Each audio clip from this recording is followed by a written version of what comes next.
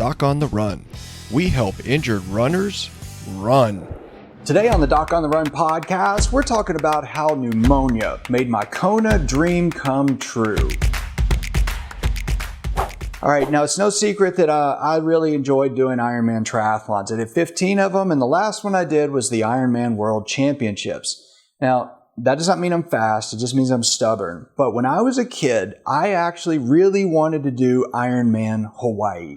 And I really clearly remember sitting on the floor on shag carpet, watching the wide world of sports, which they had the Ironman triathlons on at that time. And I remember watching Dave Scott and Mark Allen, and I remember just sitting there enthralled as a kid, literally sitting there on the floor eating Cheerios, watching this thing. And and they were talking about how they're treading water off of the Kona Pier and looking out into the Pacific Ocean, and that they would swim 1.2 miles straight out into the ocean and turn around at a buoy and come back, and then get on their bikes and ride 112 miles through the lava fields, and then do a marathon in scorching heat on the Queen K Highway. And I decided that I was going to do Ironman Hawaii. And I remember as a kid sitting there thinking, I wonder what it must be like to tread water in the ocean, looking out to sea, thinking, can I do this or not? Well, fast forward a long time. And after many, many years, I actually qualified for Hawaii. Now, I will tell you that as a kid, I didn't actually know they didn't let kids do the Hawaiian Ironman. So I actually would go and I would try to swim across the lake. Sometimes my grandfather would follow me in a sailboat or a canoe, sometimes with the ski boat. And actually, he would follow me when I'd swim back and forth across the lake. I started running a lot. I started riding a bike. And I really dreamed of doing Ironman Hawaii way before I could have even attempted it, let alone completed it. And it took me a long time to qualify. Well, once I signed up for my first Ironman, I didn't know if I could do the race. I had never done that, and I really didn't know how it would go. And then I started doing them, and I started doing a lot of them. And one year I even did 4 of them.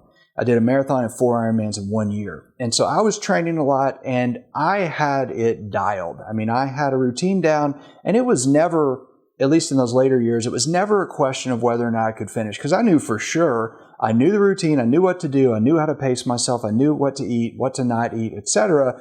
And it was never really a question if I was going to finish until Ironman Hawaii. And then a lot of stuff happened. Long story short, the day before I was going to leave for Hawaii, literally the day before I was getting on the plane, I was in my doctor's office. He had his hands on his head, leaning on his desk, and he just goes, "Oh, Chris, this is a horrible, horrible idea. You have pneumonia. You cannot possibly do Ironman Hawaii." And I'd just gotten a chest x-ray. I'd been sick for a while. It was getting worse. And I basically was on one of my last bike rides, and I literally almost passed out and ran off the road on my time trial bike. Not a good 4-wheel drive vehicle, that thing. But I didn't crash, luckily, but I knew this was serious because I literally almost passed out while I was just out on a training ride. And, my doctor's like, this is really dangerous. If we give you prednisone to try to control the inflammation in your lungs, that could cause these adrenal issues. This is really, really dangerous. And I said, yes. And we both know I'm going, and it is your job to get me to the starting line of Ironman Hawaii and hopefully across the finish line. But I'd rather die on the Queen K Highway than spend another 9 years trying to get a slot for Hawaii. So we both know I'm going, and that's that. You tell me what to take, you tell me what to do, and I'll do my best. And my doctor actually said, Chris, just promise you'll be smart. No, wait, you don't know how to do that. Just be safe. So interestingly, when I was there, I was talking to Dave Scott, and he was like, oh, wow, you're taking prednisone, you have pneumonia. This is really dangerous. I was like, yeah, I already know that. Thanks, dude. Appreciate the advice.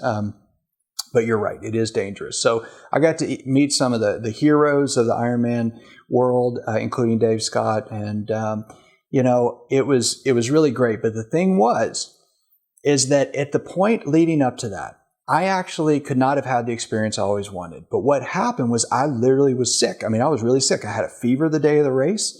I had not really been training as much as I should have. It is Ironman Hawaii. It's not an easy race. And the morning of the race, I got in the water and I was treading water off the Kona Pier, and I was literally sitting there and I thought, I have no idea if I can actually do this or not.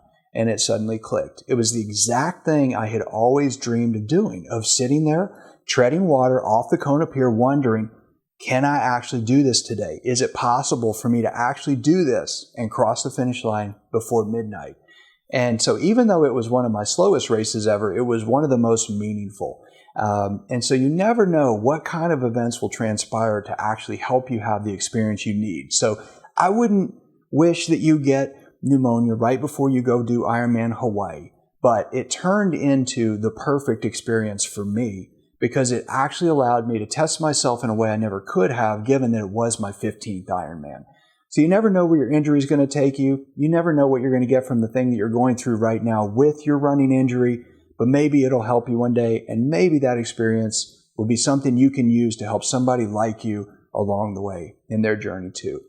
If you like this episode, please like it, please subscribe, and I'll see you in the next training. Listen, no matter where you are in your running injury recovery, if you feel stuck, if you're losing your running fitness, if you're confused about what you should do next, I created something for you that can really help if you're recovering from an injury, you know you're getting weaker, you want to get stronger, and you don't want to get left behind. You got to take the running injury quiz to help you figure out exactly what's needed to speed up your running injury recovery wherever you are in that process right now.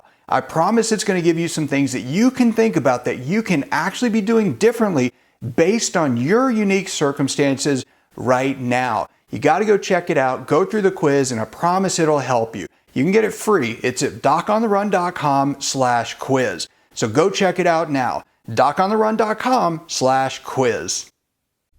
Doc on the Run. We help injured runners run.